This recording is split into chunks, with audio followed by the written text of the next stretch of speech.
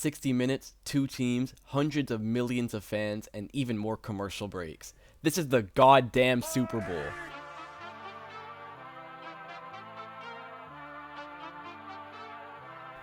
And surprise, surprise, the Chiefs are back for the 4th time in 5 years.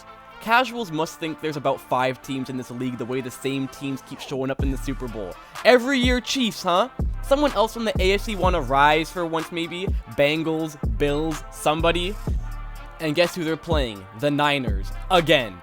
That's right, it's a 2020 rematch. The rest of the league has to tee up, man. Come on! And after all the hype about the vengeance, the rematch, we got a damn snooze fest.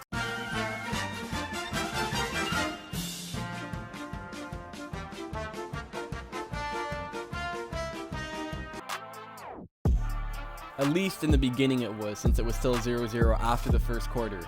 I mean, maybe I'm being too harsh because the defenses did show up and they brought really great energy to start. They were forcing turnovers, breaking up passes, blowing up runs. But it's the Super Bowl. The casuals are here for scoring touchdowns and usher at halftime. I don't want to spend my time defending the integrity of the game when they all say it's boring and they can't believe I watch this every week. But then, San Fran remembered that they have McCaffrey and decided to start running it down the throat of a team who isn't great against the run. What a wild idea, huh, Baltimore? Huh, Baltimore? Yes, I'm still salty.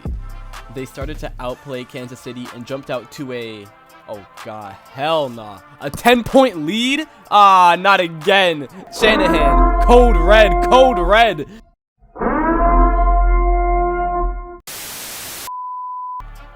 Do you know what a 10-point lead means? Yeah, it's time for things to start getting weird. Dre Greenlaw's leg explodes running onto the field? Is this Patrick Mahomes' satanic rituals, or are his ligaments made of string cheese? Because how does this even happen? You're that pumped up going on the field after a punt that your Achilles turns into some fall off the bone ribs? What? And don't forget the muffed punt that finally sparked the Chiefs' offense. This is the true warning sign for the Niners, where you know they were in trouble. How the hell does this collection of events even happen? And then for McLeod to not fall on the ball, it showed that he and the Niners were panicking.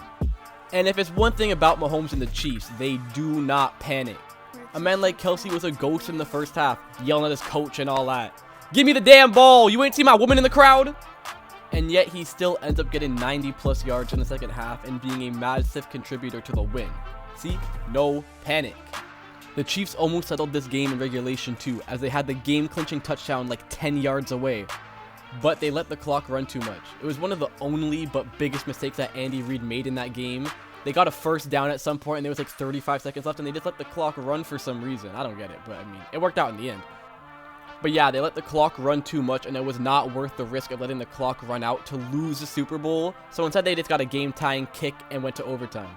Where the Niners didn't know the new rules? What exactly did you do in 2 weeks of preparation? Actually, no, scratch that. What did you do the entire playoffs? These were always going to be the overtime rules and it was always a possibility. And you have your players finding out the OT rules at the same time as Ice Spice?